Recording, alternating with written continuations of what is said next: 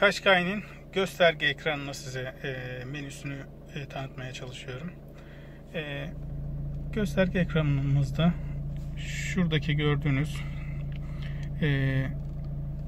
ses açma, sesi kapatma ya da azaltma, işte menüde geriye gelmek için bu tuşu kullanıyoruz. Enter'a basarak menüye giriyoruz. Gösterge menüsüne giriyoruz. Sonra bunu ileri geriye yaparak menü içerisinde hareket ediyoruz. Sağ tarafa geldiğimiz zaman burada Bluetooth telefonla görüşme başlatmak için bu tuşa basıyoruz. Görüşmeyi sonlandırmak için bu tuşa basıyoruz. Bu hız sabitleyiciyi açıyor. Bu da hız limitörünü bize aktif hale getirmemiz için yardımcı oluyor. Buradaki tuşlarla da ileri geri hız sabitleyicisini işte hangi hızda sabitlemek istiyorsak bu tuşu kullanarak bunları yapıyoruz. Çıkmak için, menüden çıkmak için de bunu kullanıyoruz. Şimdi menünün içerisinde biraz gezinelim. Yukarı doğru tıkladım. Ayarlar menüsüne geldi. Ayarları işte arabayla ilgili ayarları görüyorsunuz. Buradan takip edebiliriz. Renkli bir ekranı var. 5 inçlik bir ekran var orada. Herhangi bir boş bir ekran burası. Sürüş kontrolü. Bu sürüş sırasında viraja girdiğinizde içerideki kalan tekerlere güç frenleme yaparak sizi virajdan savrulmanızı önlüyor. Onu da şu ekranda görebiliyorsunuz. Ya da bir tümsekten geçerken hangi tekerlerin hangi basınç frenlemelerin yapıldığını da size gösteriyor bu ekranda. Eğer bu ekranınız önünüzde açıksa. Burada yorgunluk algılayıcı bir sistem var bu Qashqai'lerde. Uzun süre yolculuk yaptığınızda eğer durmadan mesela 3-4 saatlik 4 saat veya daha üzeri bir yolculuk yaptığınızda artık o sizi sesli ve görsel olarak uyarır. Der ki kenara çek, kahveni iç, dinlen biraz der. Daha sonraki menümüzde bu lastik basınçlarını görüyorsunuz. Her tekerin tek tek lastik basıncını bize gösteriyor. Önleri 33, arkası 30 olarak ayarlanmış benim arabamda. Buna göre basınçlarını gösteriyor her tekerin. Buradan takip edebiliyorsun. Burada sürüş yardımları var. Görüyorsunuz önündeki ortada bir araba görüyorsunuz. Onun rengi değiştirilebiliyor. Önündeki ışık gibi yer çarpışma önleyicinin şu anda aktif olduğunu, sağ ve sol arka tarafına doğru ışık süzülüyor. Onlar da işte kör nokta uyarıcısının aktif olduğunu bize gösteriyor. Ben bütün hepsini açık olarak kullanıyorum. Bu Nissan Connect'in şu anda sesi kapalı. O yüzden ses kapalı olarak görünüyor. Eğer açsaydım, açalım. Sesini açtım ben şimdi. Burada hangi parça olduğu bize gösteriliyor. Buradan takip edebiliyoruz. Daha sonra bu hız işaretleri gördüğünüz yukarıdaki şu anda boş. Çünkü tabela algılamadı.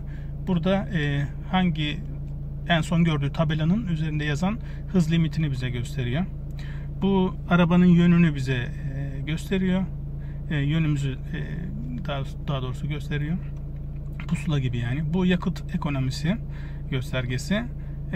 Bu işte yine aynı şekilde ne kadar süreyle ne kadar kilometre yolculuk yaptığımızı gösteren bir menü.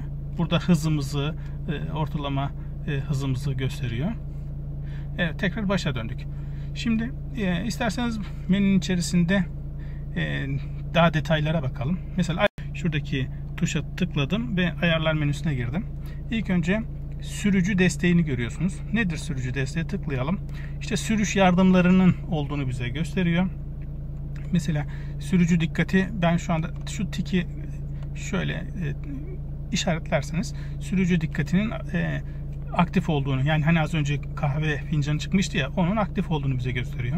Daha sonra trafik işareti okuyucusunun aktif olduğunu bize gösteriyor. Burada işaretlendiği için bunlar aktif olarak gösteriliyor. Bu park desteği. Tıklayalım.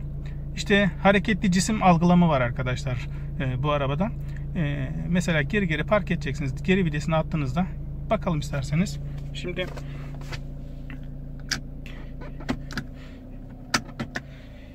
R'ye aldım arabayı. Yani geri vitesi aldım. Gördüğünüz gibi 360 derece bütün arabanın dört bir tarafını ve kuş bakışı olarak bize gösteriyor.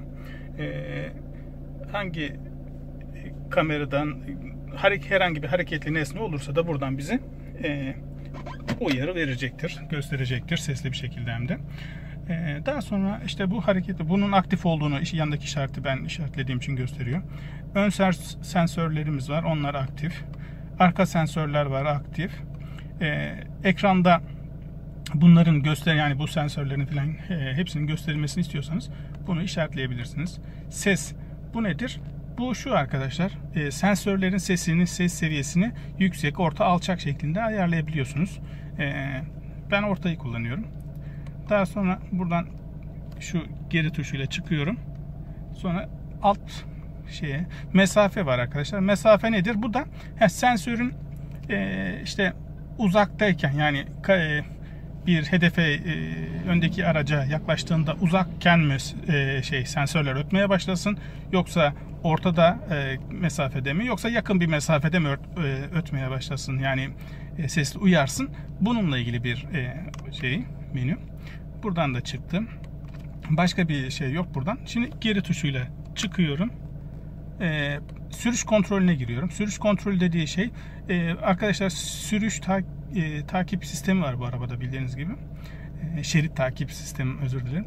Yani şeridinden çıktığın zaman seni sesli bir şekilde uyarıyor.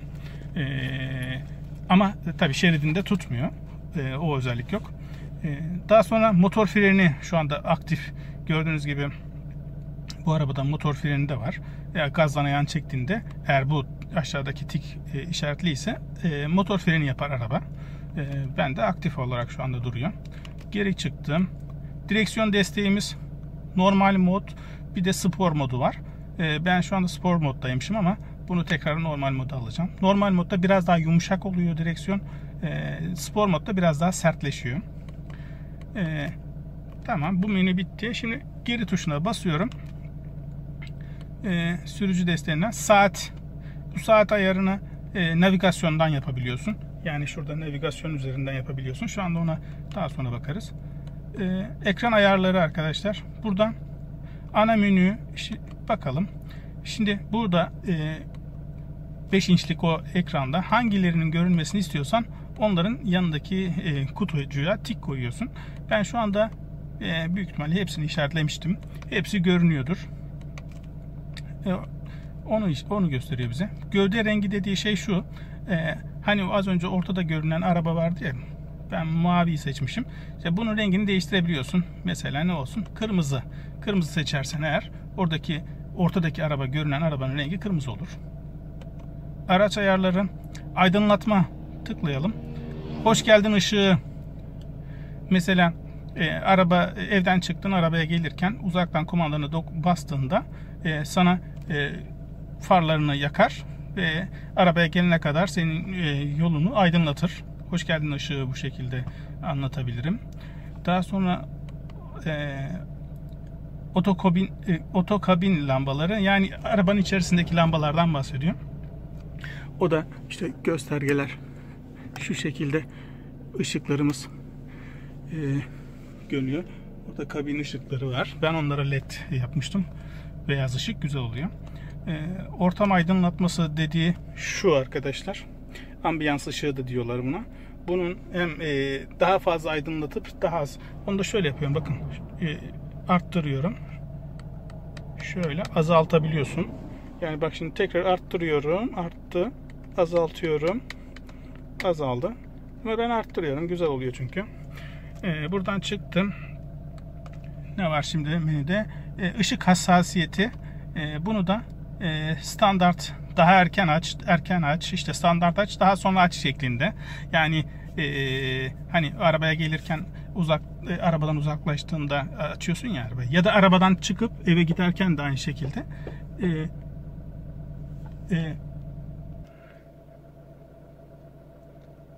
Evet, ışık hassasiyeti de bu şekildeydi. Buradan da çıktım. Sinyal lambası arkadaşlar.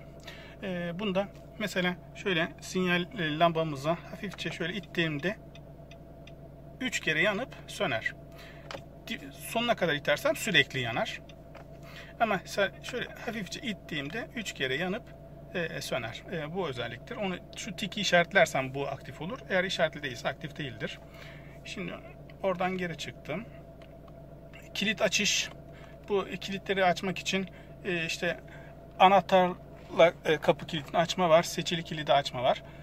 Ben anahtarla açmayı kullanıyorum.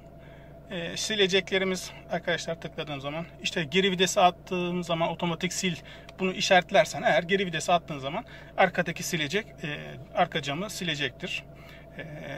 Damla sil dediği şey de biliyorsunuz bunda şey var, yağmur sensörü var.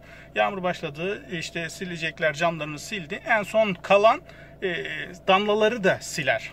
Yani silme işlemi bitti, yağmur yavaşladı, durdu diyelim. Camını sildi. Sonra en son kalan damlaları silmek için bir kere daha siler. Buna damla sil. Bu aktifse eğer tabii bunu yapar.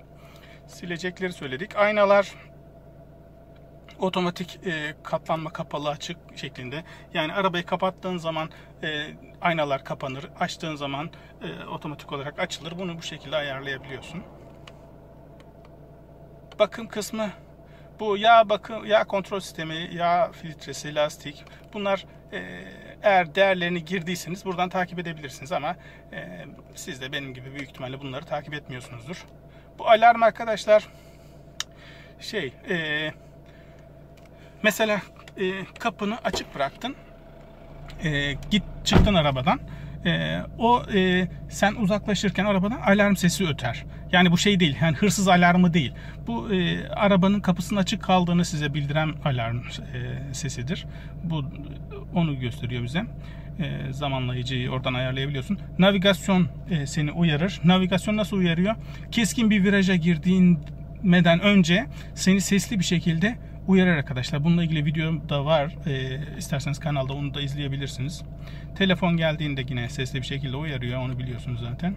Lastik basınçlarını buradan ön hedeften işte kaç piyasaya olsun, arka hedef kaç piyasaya olsun, bunları ayarlayabiliyorsunuz. Sıfırlamayı da buradan yapabiliyorsunuz.